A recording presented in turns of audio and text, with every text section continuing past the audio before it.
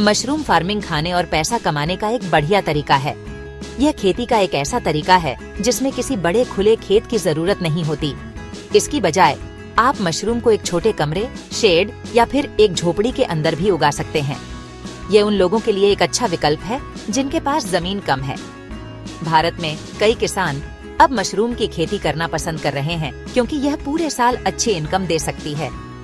यहाँ उगाई जाने वाली सबसे आम किस्में बटन मशरूम, ऑयस्टर मशरूम और पैडी स्ट्रॉ मशरूम हैं।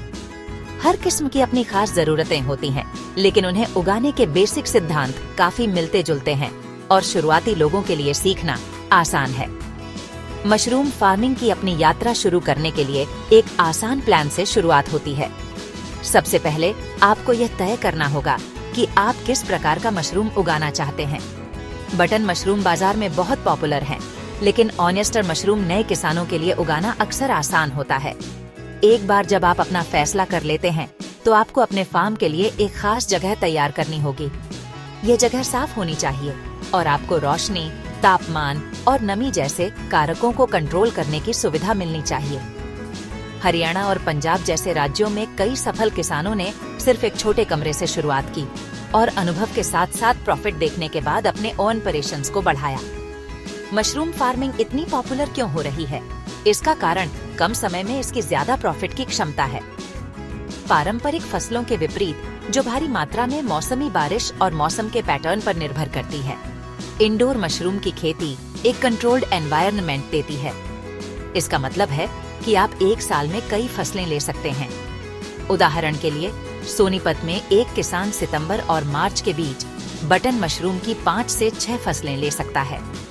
ये लगातार प्रोडक्शन साइकिल इनकम का एक स्थिर फ्लो सुनिश्चित करती है, जो छोटे किसानों के लिए एक महत्वपूर्ण फायदा है, जो अपनी फाइनेंशियल स्टेबिलिटी को सुधारना चाहते हैं और गेहूं या चावल से हटकर अपनी कृषि गतिविधियों में विविधता लाना चाहते हैं। कोई भी पैसा इन्वेस्ट करने से पहले कुछ ट्रेनिंग लेना बहुत जरूरी है।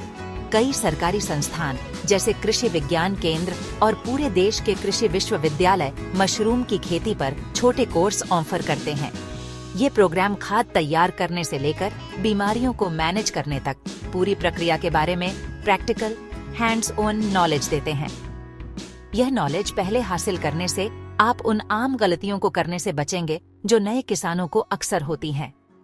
यह आपका कॉन्फिडेंस बढ़ाता है और आपको ये शानदार फंगस उगाने के अपने पहले ही प्रयास से एक सफल और प्रॉफिटेबल फसल सुनिश्चित करने के लिए जरूरी साइंटिफिक टेक्निक्स से लैस करता है।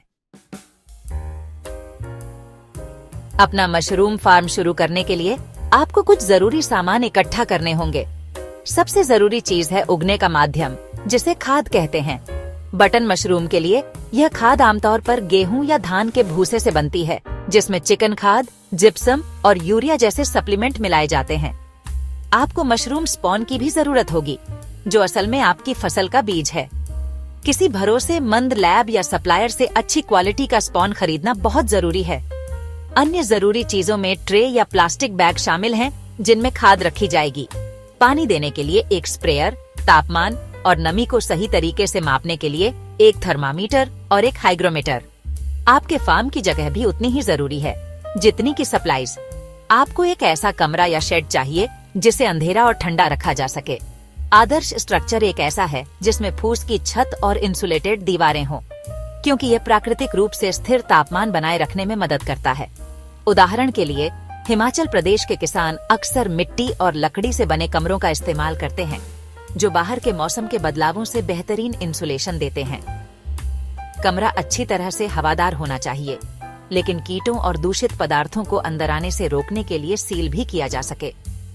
शुरू करने से पहले पूरे कमरे को अच्छी तरह से साफ किया जाना चाहिए और किसी भी हानिकारक बैक्टीरिया या मोल्ड को मारने के लिए फॉर्मेलिन सॉल्यूशन से डिसइंफेक्ट किया जाना चाहिए।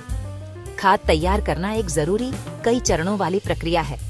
सबसे पहले भूसे को काटा जाता है और कुछ दिनों के लिए अच्छी तरह से भिगोया जाता है। फिर इसे एक बड़े ढेर में जमा किया जाता है। इस ढेर को लगभग 1 महीने तक हर कुछ दिनों में पलटा जाता है। इस दौरान गेहूं का चौकर और जिप्सम जैसी सामग्री मिलाई जाती है। पलटने की प्रक्रिया हवा को सर्कुलेट करने देती है और सूक्ष्म जीवों को भूसे को तोड़ने में मदद करती है, जिससे एक पोषक तत्वों से भरपूर गहरा भूरा खाद बनता है। सही खाद बनाने से अवांछित अमोनिया की गंध खत्म हो जाती है और यह सुनिश्चित होता है कि माध्यम मशरूम माइसेलियम के बढ़ने के लिए एकदम सही है। खाद बनाने का यह लंबा तरीका एक स्वस्थ फसल के लिए बहुत जरूरी है। एक बार जब खाद तैयार हो जाती है तो अगला कदम स्पॉनिंग है। यह तैयार खाद के साथ मशरूम स्पॉन या बीज को मिलाने की प्रक्रिया है। स्पॉन मिलाने से पहले खाद का तापमान लगभग 25 डिग्री सेल्सियस तक ठंडा हो जाना चाहिए। इसे समान रूप से मिलाना जरूरी है ताकि मशरूम माइसेलियम पूरे सबस्ट्रेट में फैल सके। मिलाने के बाद खाद को पॉलीथीन बैग या लकड़ी की ट्रे में भरा जाता है, आमतौर पर 6 से 8 इंच की गहराई तक। फिर इन बैगों या ट्रे को उगने वाले कमरे में ले जाया जाता है और अलमारियों पर व्यवस्थित किया जाता है। उनके बीच हवा को स्वतंत्र रूप से सर्कुलेट करने के लिए पर्याप्त जगह छोड़ी जाती है। स्पॉनिंग के बाद सबसे जरूरी चरण स्पॉन रन है। इस दौरान ट्रे या बैग को उगने वाले कमरे में 23 से 25 डिग्री सेल्सियस के लगातार तापमान पर रखा जाता है। कमरे को पूरी तरह से अंधेरा और बंद रखा जाना चाहिए, जिसमें 85 से 90% के आसपास हाई ह्यूमिडिटी हो। इस स्टेज पर आपको खाद को सीधे पानी देने की जरूरत नहीं होगी। अगले 12 से 15 दिनों में आप खाद पर एक सफेद धागे जैसा नेटवर्क देखेंगे, जिसे माइसेलियम कहते हैं, जो फैल रहा होगा और खाद को ढक लेगा। ये सफेद ग्रोथ इस बात का संकेत है कि आपका स्पॉन स्वस्थ है और सबस्ट्रेट को सफलतापूर्वक उपनिवेश बना रहा है। इस चरण के दौरान सही तापमान और ह्यूमिडिटी कंट्रोल आपकी फसल के लिए एक मजबूत नींव के लिए बिल्कुल जरूरी है। एक बार जब खाद की सतह पूरी तरह से माइसेलियम से ढक जाती है तो अगला कदम केसिंग है। इसमें खाद को एक पतली परत लगभग 1 से 2 इंच मोटी एक खास केसिंग मिट्टी से ढकना शामिल है। ये मिट्टी आमतौर पर अच्छी तरह से सड़ी हुई गाय के गोबर और बगीचे की मिट्टी का मिश्रण होती है, जिसे किसी भी हानिकारक कीटाणुओं को मारने के लिए स्टरलाइज किया गया होता है। केसिंग परत नमी बनाए रखने में मदद करती है, गैस एक्सचेंज की अनुमति देती है और सबसे जरूरी बात, यह माइसेलियम को असल मशरूम बनाने के लिए उत्तेजित करती है, जिन्हें पिनहेड्स भी कहते हैं। केसिंग परत लगाने के बाद आपको माइसेलियम को इसमें बढ़ने देने के लिए कुछ और दिनों तक वही तापमान और ह्यूमिडिटी बनाए रखनी होगी।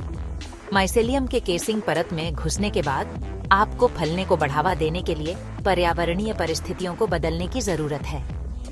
यह एक बहुत जरूरी कदम है। अब आपको कमरे का तापमान 14 से 18 डिग्री सेल्सियस तक कम करना होगा और ताज़ी हवा देकर कार्बन डाइऑक्साइड का स्तर कम करना होगा। तापमान और हवा में यह बदलाव एक शॉक के रूप में काम करता है, जो माइसेलियम को मशरूम बनाना शुरू करने का संकेत देता है। इस बिंदु पर आपको पानी देना भी शुरू करना होगा। पानी बहुत धीरे से एक महीन धुंध वाले स्प्रेयर का उपयोग करके दिन में 1 या 2 बार देना चाहिए, ताकि केसिंग मिट्टी नम रहे लेकिन पानी से भरी न हो। लक्ष्य पिनहेड्स को पूर्ण आकार के मशरूम में विकसित करने के लिए पर्याप्त पानी देना है। सही तापमान और ह्यूमिडिटी बनाए रखना एक रोज का काम है। तापमान लगातार 14 से 18 डिग्री सेल्सियस की सीमा में रहना चाहिए और ह्यूमिडिटी 80 से 85% के आसपास ज्यादा रहनी चाहिए। आप कमरे की दीवारों और फर्श पर पानी छिड़ककर ह्यूमिडिटी बनाए रख सकते हैं। बढ़ती मशरूम द्वारा उत्पादित कार्बन डाइऑक्साइड को हटाने और उन्हें जरूरी ऑक्सीजन की आपूर्ति करने के लिए उचित वेंटिलेशन भी जरूरी है। तापमान कम करने के लगभग 1 हफ्ते बाद आपको छोटे पिनहेड्स दिखाई देंगे। ये पिन तब अगले कुछ दिनों में परिपक्व कटाई योग्य मशरूम में विकसित होंगे, यदि वातावरण को सही ढंग से मैनेज किया जाए। जिस पल का आपको इंतजार था वह है कटाई। बटन मशरूम तब तोड़ने के लिए तैयार होते हैं जब टोपी ठोस अच्छी तरह से बनी हो और नीचे के गलफड़ों को ढकने वाला पर्दा अभी भी बरकरार हो। कटाई के लिए आपको मशरूम को टोपी से धीरे से पकड़ना चाहिए, इसे थोड़ा मोड़ना चाहिए और इसे बाहर खींचना चाहिए। चाकू से काटने से बचें, क्योंकि बचा हुआ ठूंठ सड़ सकता है और बिस्तर में बीमारियां पैदा कर सकता है। कटाई चक्रों में की जाती है, जिन्हें फ्लश कहते हैं। पहला फ्लश सबसे बड़ा होगा और आप एक ही बिस्तर से लगभग 1 सप्ताह के अंतराल पर 2 से 3 और फ्लश मिलने की उम्मीद कर सकते हैं। एक अच्छी तरह से प्रबंधित बिस्तर 1 महीने से अधिक समय तक मशरूम का उत्पादन कर सकता है। कटाई के बाद मशरूम को बाजार के लिए तैयार करने की जरूरत होती है। सबसे पहले तने के आधार को ट्रिम करें ताकि कोई भी जुड़ी हुई खाद या केसिंग मिट्टी हट जाए। उन्हें एक मुलायम कपड़े से धीरे से साफ करें। उन्हें पानी से धोने से बचें, क्योंकि इससे वे तेजी से खराब हो जाते हैं। ग्रेडिंग अगला कदम है, जहां आप मशरूम को उनके आकार और गुणवत्ता के आधार पर छांटते हैं। बड़े साफ मशरूम की कीमत बेहतर मिलेगी। उन्हें छिद्रित प्लास्टिक बैग या छोटे कार्डबोर्ड बक्से, जिन्हें पुनेट भी कहते हैं, में पैक किया जाना चाहिए, ताकि वे सांस ले सकें। उचित पैकेजिंग न केवल उन्हें आकर्षक बनाती है, बल्कि उनकी शेल्फ लाइफ भी बढ़ाती है, जो उन्हें अच्छी स्थिति में उपभोक्ताओं तक पहुंचाने के लिए जरूरी है। आइए मशरूम की खेती के अर्थशास्त्र पर चर्चा करें। शुरुआती लागत में कमरा स्थापित करना, खाद्य सामग्री, स्पॉन और अन्य उपकरण खरीदना शामिल है। लगभग 100 बैग की एक छोटी इकाई के लिए शुरुआती लागत लगभग 20,000 से 30,000 रुपये हो सकती है। 100 बैग से आप लगभग 200 किलोग्राम मशरूम की पैदावार की उम्मीद कर सकते हैं। यदि आप उन्हें औसतन 120 रुपये प्रति किलोग्राम की कीमत पर बेचते हैं, तो आपकी कुल कमाई 24,000 रुपये होगी। इसका मतलब है कि आप अपनी परिचालन लागतों को वसूल कर सकते हैं और पहली फसल से ही थोड़ा लाभ कमा सकते हैं। जैसे जैसे आप स्केल बढ़ाते हैं और अधिक कुशल होते जाते हैं, लाभ मार्जिन काफी बढ़ जाता है, जिससे यह एक बहुत ही आकर्षक व्यवसाय बन जाता है। जो लोग अभी शुरुआत कर रहे हैं, उनके लिए कुछ अंतिम सुझाव यहाँ दिए गए हैं। प्रक्रिया को समझने और जोखिम को कम करने के लिए हमेशा छोटे पैमाने पर शुरुआत करें। बीमारियों और संदूषण को रोकने के लिए हर एक कदम पर सख्त स्वच्छता बनाए रखें, क्योंकि यह फसल खराब होने का सबसे आम कारण है। अपनी खर्चों, पैदावार और बिक्री का विस्तृत रिकॉर्ड रखें, ताकि आप अपनी लाभप्रदता को ट्रैक कर सकें। अपने स्थानीय कृषि विज्ञान केंद्र या अनुभवी किसानों से सलाह लेने में कभी संकोच न करें। मशरूम की खेती एक विज्ञान आधारित कला है। धैर्य, विस्तार पर ध्यान और सीखने की इच्छा के साथ यह एक अविश्वसनीय रूप से फायदेमंद उद्यम हो सकता है, जो एक स्थायी आय प्रदान करता है और कृषि विविधता में योगदान देता है।